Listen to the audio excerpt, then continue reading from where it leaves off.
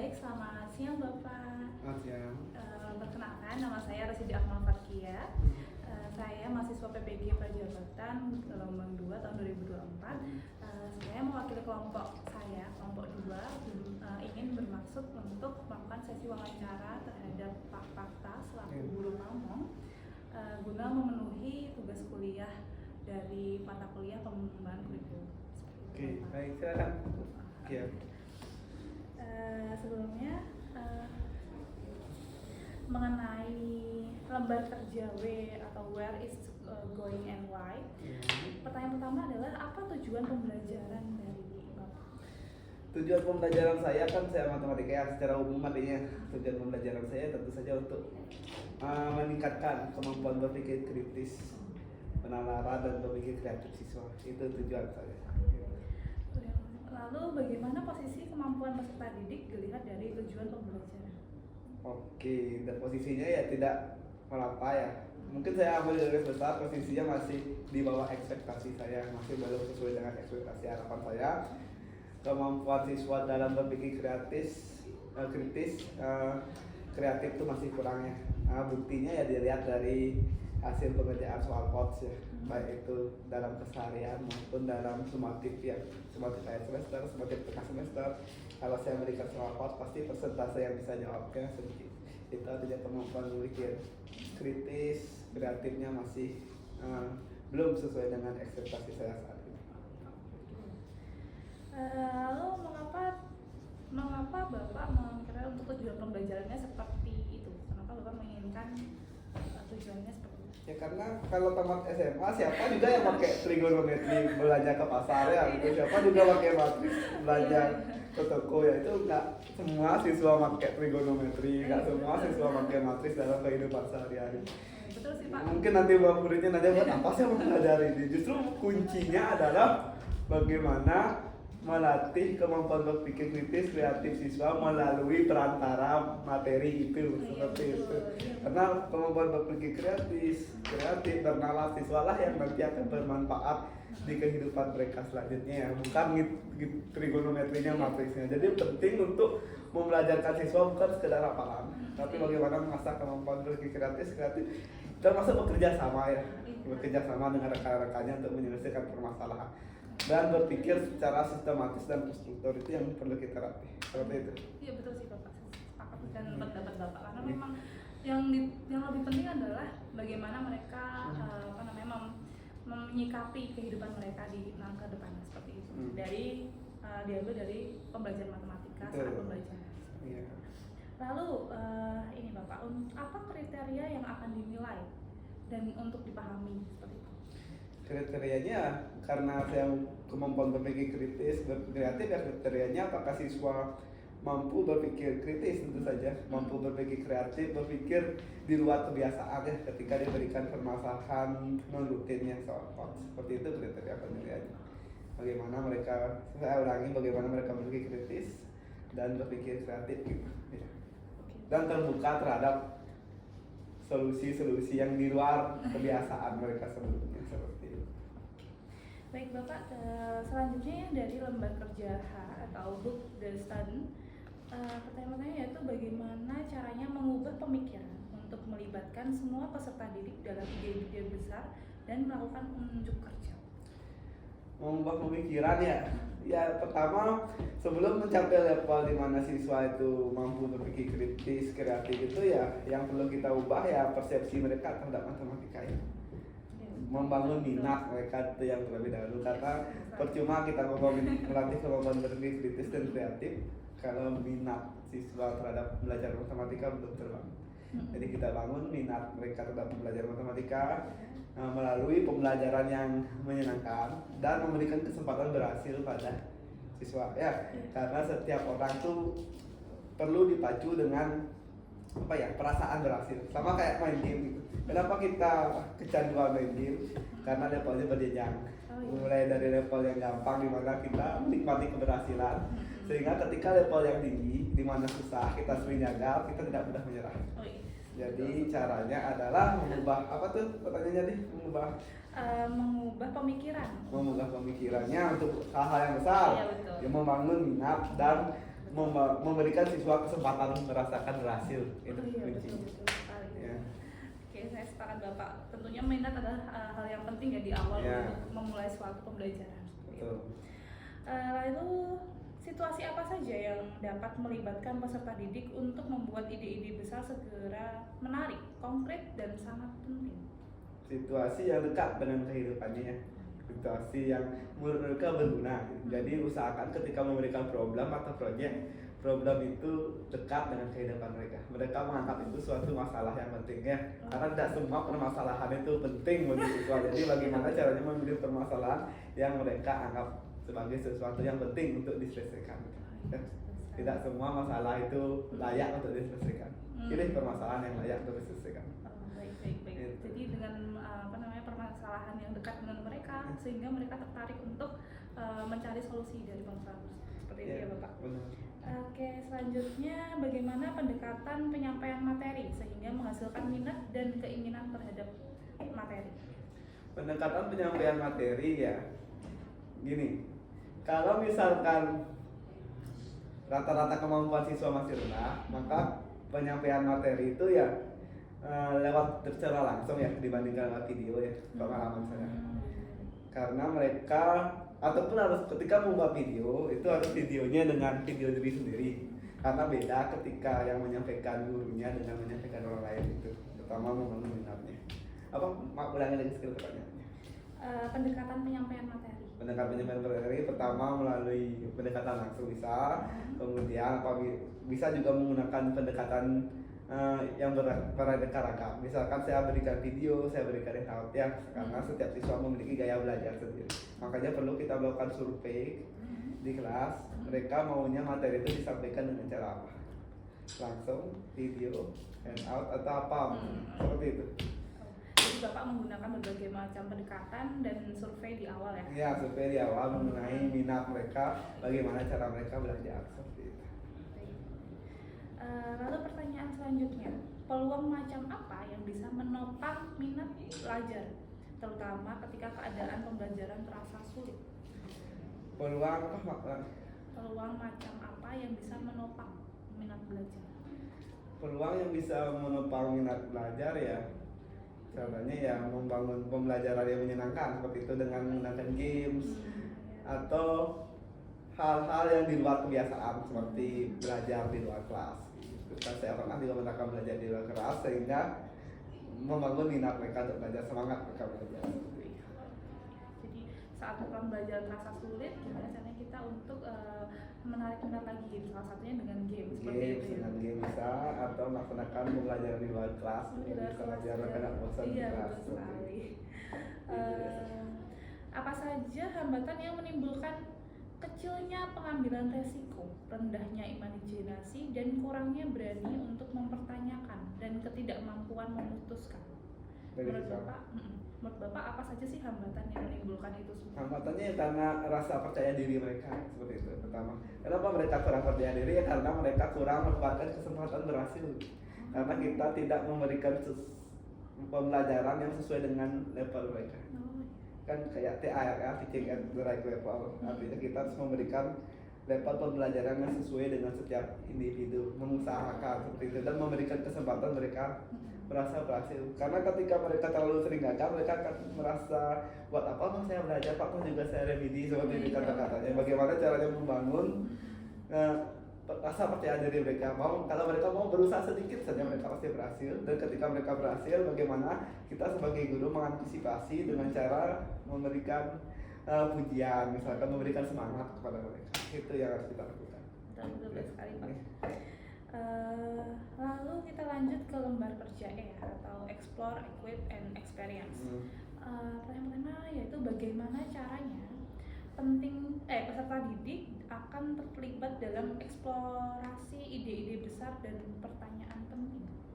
Bagaimana Caranya peserta didik akan terlibat dalam eksplorasi ide-ide besar. Maka mereka terlibat dalam eksplorasi ide-ide besar, dan kita harus pastikan bahwa setiap siswa memiliki peran. Bagaimana membuat strategi pembelajaran sehingga setiap siswa memiliki peran. Contoh, misalkan kita berikan proyek atau tugas, langsung kita minta misalkan kedua kelompoknya membagi peran dan tanggung jawab pada setiap siswa. Oh. Jadi kalau mereka punya peran tanggung jawab, mereka pasti mau terlibat. Dan pastikan itu ada rubrik penilaian menjadi bagian dari penilaian kita dalam pembelajaran. Selanjutnya yaitu kegiatan belajar apa untuk penampilan kemampuan puncak siswa. Kegiatan pembelajarannya. Iya, jadi kegiatan belajar apa untuk penampilan kemampuan puncak siswa, pekerjaan rumah dan pengalaman di luar kelas apa yang diperlukan untuk memungkinkan peserta didik mengembangkan dan memperdalam pemahaman mereka tentang ide-ide penting tersebut. Biasanya bisa berupa proyek misalnya untuk biasanya menampilkan produk mereka ya, hasil kerja mereka biasanya proyek lewat presentasi produk mereka, atau bisa juga kemarin sih lewat galeri walk, sehingga hasil belajar mereka rangkum dalam sebuah media presentasi kemudian mereka presentasikan ya. Bisa berupa proyek jangka panjang, bisa berupa galeri walk di mana mereka akan dapat umpan balik dari teman-temannya dan mereka punya kesempatan untuk mengajar kepada setiap teman-temannya yang datang berkunjung. Itu bisa kalau galeri walk yang pernah saya lakukan. Kalau proyek juga sama, mereka mempresentasikan hasil kerja mereka ke teman-teman mereka. Gitu ya. Oh, jadi kesimpulannya adalah Bapak menerapkan beberapa proyek kerja untuk mereka sehingga mereka memiliki perannya mereka untuk terlibat dalam proyek tersebut seperti itu. Begitu ya Bapak. Oke. Lalu lembar kerja R atau Reading, Revisit, and Revise. Pertanyaan pertama, bagaimana peserta didik akan dipandu untuk memikirkan kembali pemahaman mereka tentang ide-ide penting? Dengan menggunakan teknik coaching biasanya. Jadi biasanya ketika mereka menampilkan hasil kerja mereka dan saya rasa ada yang kurang, ada ide-ide yang seharusnya dikembangkan, saya tidak langsung mengkritisi mereka, melainkan saya mengajukan pertanyaan-pertanyaan yang membuat mereka berpikir ulang terhadap hasil kerja mereka menggunakan teknik coaching. Apakah benar hasil kerja saya sudah sempurna? Apakah masih ada kan? Kerjaan saya masih bisa dikembangkan. Jadi teknik coaching itu akan membuat mereka melakukan refleksi terhadap hasil kerja mereka dan memikirkan ide-ide baru yang sebelumnya tidak mereka pikirkan. Biasanya seperti itu. Baik ya, jadi menggunakan coaching ya Pak. Selanjutnya bagaimana produk dan pertunjukan peserta didik dapat ditingkatkan melalui revise berdasarkan penilaian diri dan umpan balik. Produk penunjukan peserta didik ditingkatkan itu dapat ditingkatkan. Iya, dapat ditingkatkan melalui revisi berdasarkan penilaian diri. Ya, biasakan kalau selain memberikan umpan balik dari diri saya sendiri menggunakan teknik coaching misalkan, biasanya ada penilaian sejawat. Jadi mereka akan dapat banyak umpan balik dari saya dapat, penilaian dari saya dapat, penilaian dan umpan balik dari temannya dapat. Kemudian saya akan berikan kesempatan mereka untuk merevisi, memperbaiki produk mereka sebelum dipamerkan kembali misalnya lewat media digital gitu. Karena presentasi secara offline-nya kan sudah selesai. Jadi hasil refleksinya, hasil revisinya mungkin akan saya tunjukkan di media digital seperti itu. Nah, itu yang saya lakukan. Jadi pertama mereka dapat umpan balik dari saya dan teman-temannya. Kemudian dari umpan balik itu saya kasih waktu untuk meningkatkan kualitas produk yang sudah mereka hasilkan. Saya pamerkan lewat media digital seperti itu. Selanjutnya bagaimana peserta didik didorong untuk merenungkan pembelajaran dan kinerja mereka? Peserta didik didorong merenungkan pembelajaran mereka. Biasanya saya juga membagikan Google Form biasanya.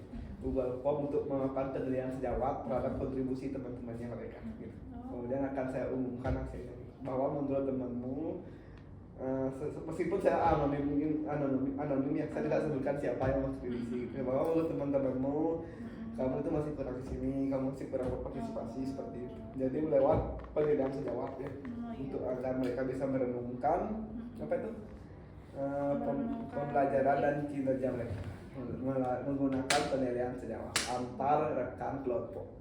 Situ mereka akan dinilai kontribusi mereka terhadap proyek atau pembelajaran yang sedang dilaksanakan.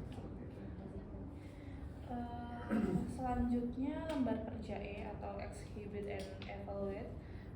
Pertanyaan pertama, bagaimana caranya peserta didik dibimbing dalam penilaian diri, evaluasi diri, dan penyesuaian?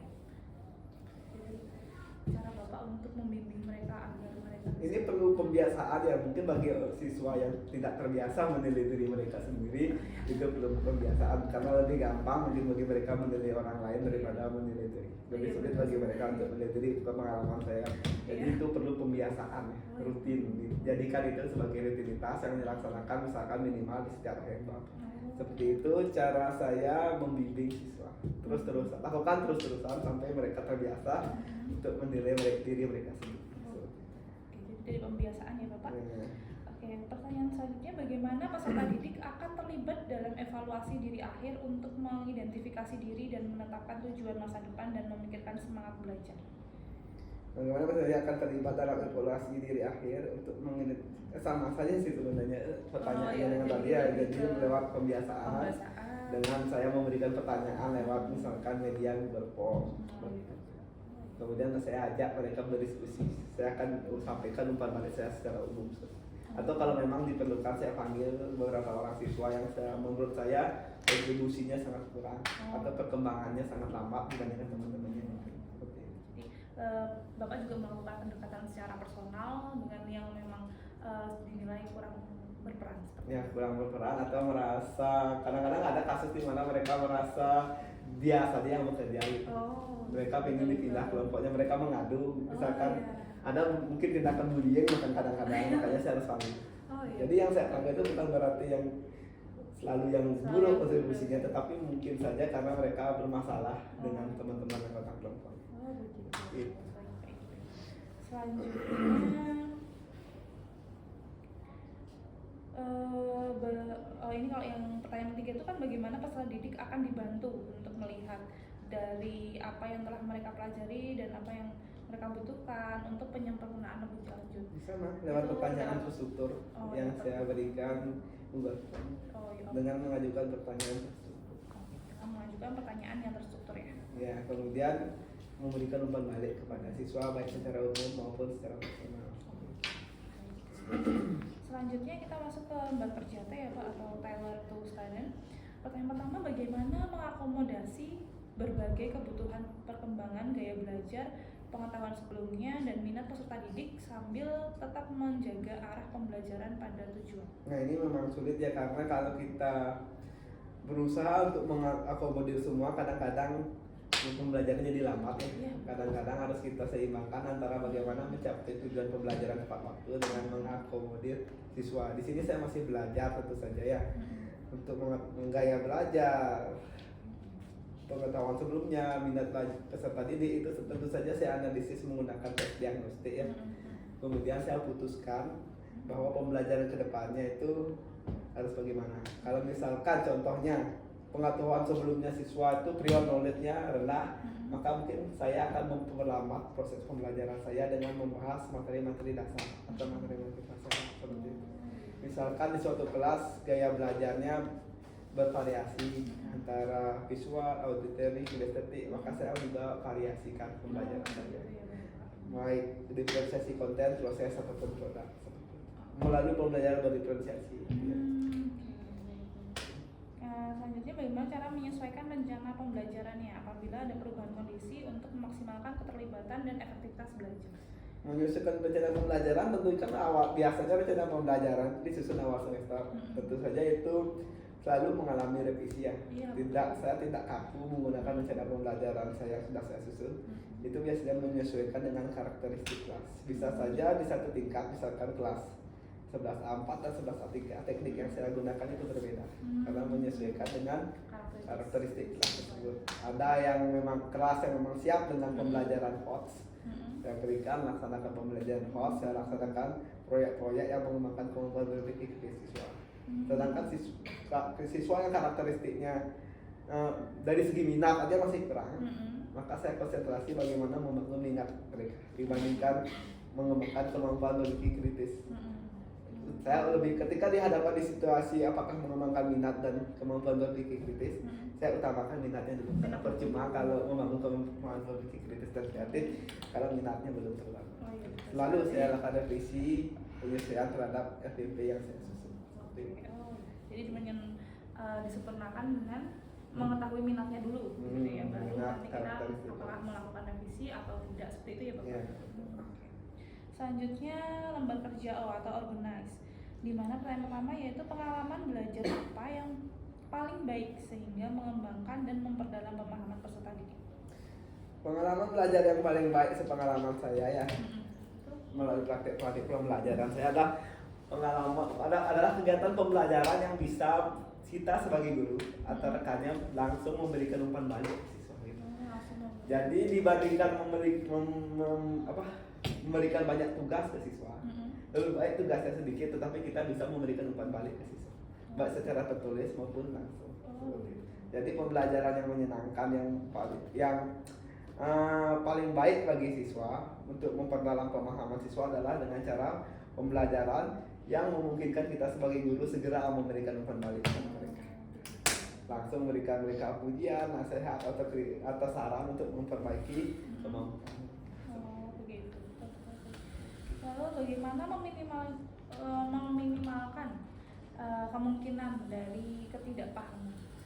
Meninggalkan kemungkinan Kesalahan. dari kesalahpahaman. Ya, sebaik apapun kita membuat media pembelajaran, mengajarkan siswa di kelas, memberikan materi, pasti ada aja siswa yang salah paham, artinya maksudnya miskonsepsi. Oleh karena itu saya biasanya melaksanakan flip classroom di mana materinya saya berikan sebelum pembelajaran sehingga di kelas itu lebih banyak diskusi. Melalui proses diskusi itulah saya lebih cepat, lebih tanggap mengatasi miskonsepsi siswa. Sekalipun saya harus ngasihkan materi atau ceramah ke siswa, biasanya saya tidak terlalu banyak kasih ceramah ke siswa karena materinya sudah saya berikan sebelum masuk kelas, baik lewat handout ataupun video. Gitu. Karena kalau kita fokus memberikan materi di kelas, kita kekurangan waktu untuk mengecek pemahaman siswa. Jadi lebih baik saya melaksanakan flip classroom, materinya sebelum masuk kelas, sedangkan di kelas lebih banyak diskusi. Gitu. Saya kunjungi siswa satu persatu. Iya. Tahu saya miskonsepsinya. Baik Bapak. Jadi melakukan flip classroom dulu ya Pak. Yang kan model pembelajaran flip classroom saya lebih utamakan ya. Lalu bagaimana mengatur dan mengurutkan pengajaran dan pembelajaran untuk memaksimalkan keterlibatan dan efektivitas? Mengurutkan pengajaran pembelajaran, caranya ya lewat pengalaman karena saya terus merevisi bagaimana urutan saya memberikan materi ke siswa dari tahun ke tahun. Jadi saya tidak menggunakan urutan yang sama dengan di buku misalkan, tapi saya berusaha bagaimana setiap tahun merevisi alur pembelajaran saya sehingga lebih mudah dipahami siswa.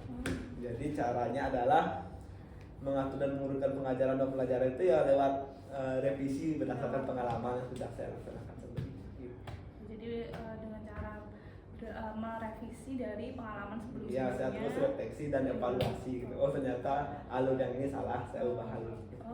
Dengan cara rutin melakukan refleksi dan evaluasi untuk merevisi alur pembelajaran. Baik Bapak, ini sudah di ujung sesi wawancara. Terima kasih atas waktunya dan kesempatannya. Kami dari kelompok 2 menerima